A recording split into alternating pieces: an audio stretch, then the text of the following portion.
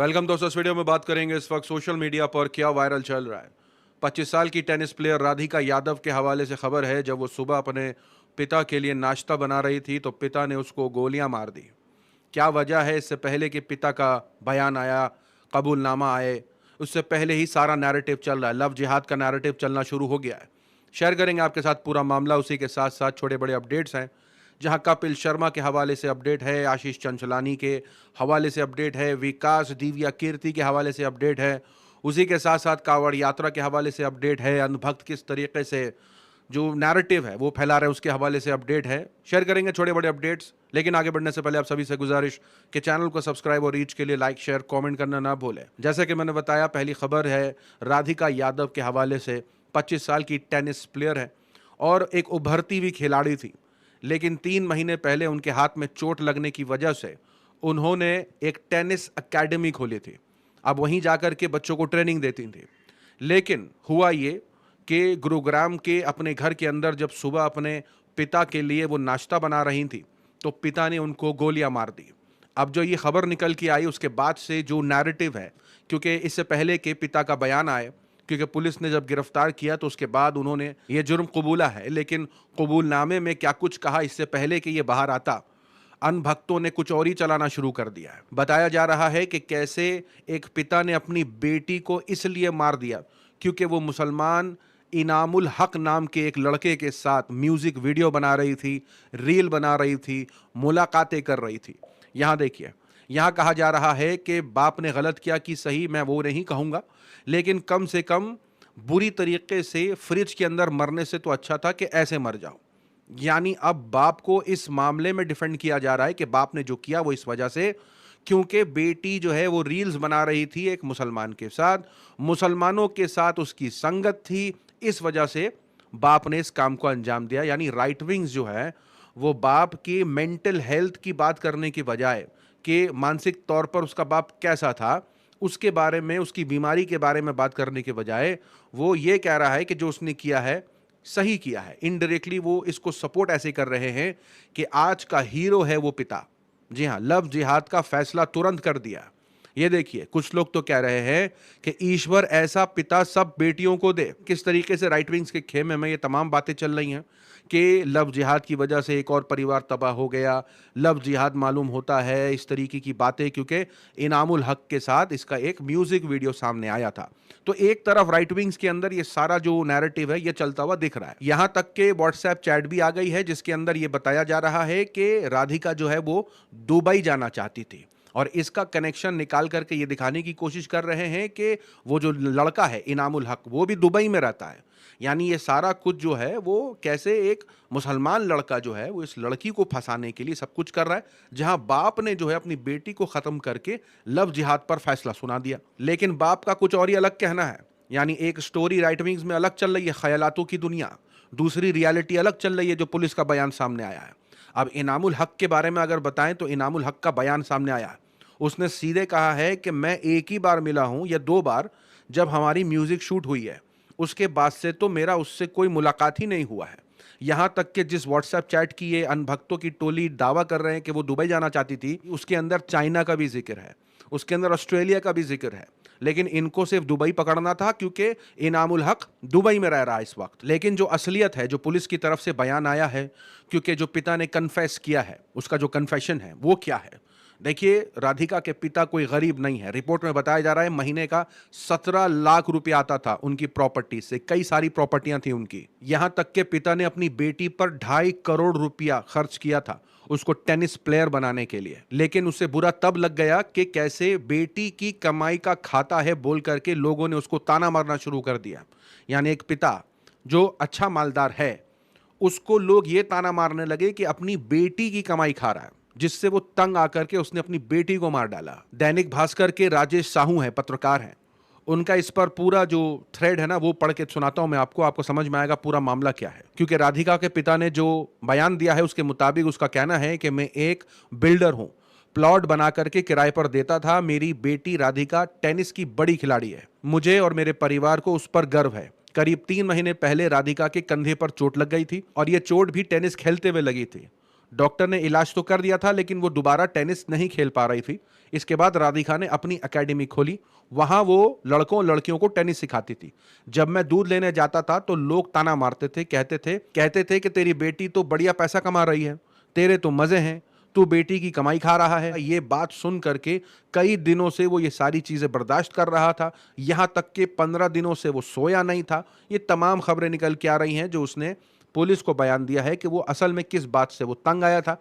लेकिन अनभक्तों को कोई और सी स्टोरी चाहिए थी। वो नहीं चाहते थे कि शायद इस तरीके का बयान जो है राधिका के पिता दें। तो वो चाहते थे कि इसके अंदर कोई लव जिहाद जैसा एंगल आ जाए, कोई मुसलमान हिंदू हो जाए, सोशल मीडिया पर बवाल मच जाए। लेकिन ऐसा हुआ नहीं। राधिका के पिता ने सीधा कह दिया कि वो इस वजह से तंग आ गए थे कि वो बार बार रोकना चाहते थे उसको, मना करते थे ट्रेनिंग ना लो, घर में बैठो, बहुत पैसे हैं, तुम्हें काम करने की क्या ज़रूरत है। वो ये सारा कुछ इसलिए क्योंकि उनको इस बात से दिक्कत हो रही थी कि कैसे वो बाहर जाते हैं और लोग उनसे कहते हैं कि कैसे बेटी के पैसे पर मजे ले रहे हो, और बेटी तो अच्छा कमा रही है और उसके पैसे पर तुम पल रहे हो। ये सुन सुन करके वो भाई साहब तंग आ गए थे। इस वजह से उन्होंने अपनी बेटी के साथ ये काम किया है। इसके अंदर कोई लव जिहाद एंगल नहीं है। पुलिस जांच में जुटी हुई है, देखने वाली बात होगी आगे क्या अपडेट आती है। अभी के लिए तो इतना ही है, जहां अनभक्तों की जबरदस्त फजीयत होती दिख रही है उनके नैरेटिव की वजह से। उसी के साथ साथ बता दें कि विकास दिव्या कीर्ति के हवाले से जो अपडेट है कि जजों पर टिप्पणी करने के मामले में विकास दिव्या कीर्ति को नोटिस आया है। एक वीडियो में न्यायपालिका को लेकर के उनके खिलाफ आपत्तिजनक भाषा का इस्तेमाल किया, इस तरीके का आरोप है, जिसकी वजह से 22 जुलाई को अजमेर कोर्ट में पेश होने का आदेश मिला है विकास दिव्या कीर्ति को। साथ ही साथ बता दें कि मैंने कल भी रिपोर्ट बताई थी कि किस तरीके से कावड़ियां जो है वो हुड़दंग मचा रहे हैं, और थोड़ी सी गाड़ी लग जाए या कुछ छोटा मोटा सा मामला हो जाए तो कैसे गाड़ी पर चढ़ते हैं, तोड़ फोड़ शुरू कर देते हैं। ये तमाम वीडियो सोशल मीडिया पर निकल के आए। लेकिन अभी एक बहुत बड़ा खुलासा हो रहा है। अब ये जो वीडियो आपकी स्क्रीन पर है ना, इसके अंदर जो शख्स है वो दावा कर रहा है कि कैसे उसको वेज के नाम पर अंडा दे दिया गया। जी हाँ, तो फौरन जो है वो वहां पर टीम आ गई ये जांच करने के लिए कि जो आरोप लग रहा है सही है कि नहीं। ये अच्छा हुआ कि फौरन टीम आ गई, वरना तो खुलासा ही नहीं होता। बताया जा रहा है कि एक ढाबे में जो है हंगामा कर दिया, आरोप लगाया कि खाने में अंडा मिला करके दिया जा रहा है। सूचना पर फूड सेफ्टी विभाग की टीम पहुंच गई।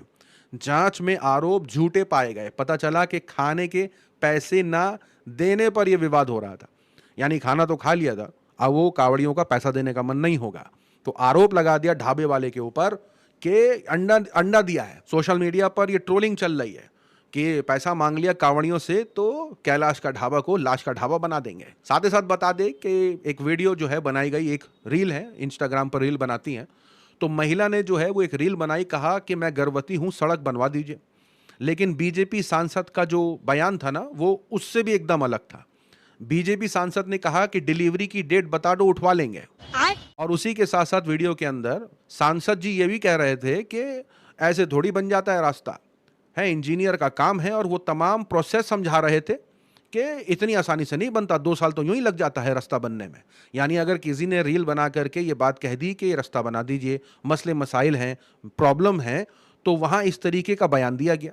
अब इस तरीके के सांसद के बयान पर पत्रकार अभिनव पांडे का कहना है कि अभी यही सीएम पीएम का दौरा हो जाए ना इलाके के अंदर, तो अभी सड़क बन जाएगी।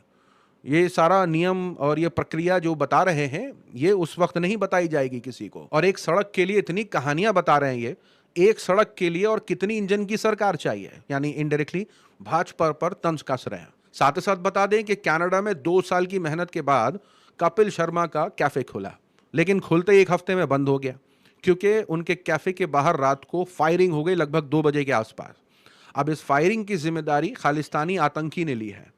उसका कहना है कि कपिल शर्मा ने अपने शो के दौरान जो है वो निहान सिंह को इंसल्ट किया था, और इस वजह से जब तक कपिल शर्मा माफी नहीं मांगेगा उसके ऊपर से ये थ्रेट नहीं जाने वाला है। लेकिन कपिल शर्मा लगे हुए हैं इंस्टाग्राम पर, अगर उनका प्रोफाइल देखा जाए तो वो ऐसा कुछ ट्वीट या मैसेज नहीं कर रहे हैं।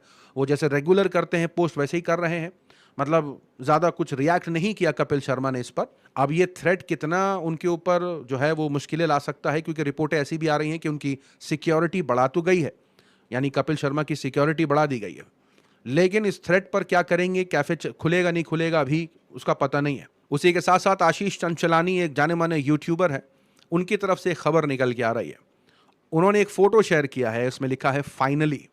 इसके अंदर वो खुद देख रहे हैं और एक जाने मानी मॉडल है, नाम है एली एवराम। आपने इनको कई बार टेलीविजन मीडिया पर फिल्मों में देखा होगा। तो आशीष चंचलानी ये बता रहे हैं कि वो जो डेटिंग कर रहे हैं कंफर्म्ड है, यानी रूमर्स थे कि दोनों डेट कर रहे हैं कि नहीं, लेकिन अब कंफर्म हो गया है। आशीष 31 साल के हैं और एली 34 साल की हैं। देखने वाली बात होगी कब तक ये मामला टिकता है। काफ़ी मुबारकबाद का सिलसिला सोशल मीडिया पर चल रहा है।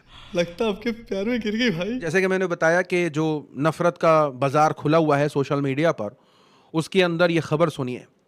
अनबिलीवेबल, मतलब अनभक्तों को तो विश्वास ही नहीं हो रहा है। किस बात पर विश्वास नहीं है भैया? कि उत्तर प्रदेश के मोहम्मद शकील के बेटे का इंतकाल हो गया 5 दिन पहले, और अगले ही दिन मोहम्मद शकील ने अपने ही बेटे की बीवी से शादी कर ली, यानी अपनी बहू से शादी कर ली। ये फोटो शेयर की जा रही है कि अपने बेटे के मरने का ज्यादा दिन तक तो शोक भी नहीं मनाया कि बहू से शादी कर डाली। ये फोटो भी शेयर की जा रही है और तमाम राइट विंग्स जो हैं, ज्यादातर अनभक्तों की पूरी टोली जो है, एक तरफ की मोटे मोटे जो अनभक्त हैं, वो सारा जो है ये सारा कुछ रायता फैलाते हुए नजर आ रहा है। पत्रकार मोहम्मद जुबैर पूरी पोल खोल देते हैं कहते हुए कि जो शख्स आपको उस फोटो में दिख रहा है उसका नाम राजेश कुमार है। जी हाँ, और राजेश कुमार ने अपनी बहू से भी कम उम्र की लड़की से शादी करी थी, जिसकी वजह से यह बात उछली थी, ना कि अपनी बहू से।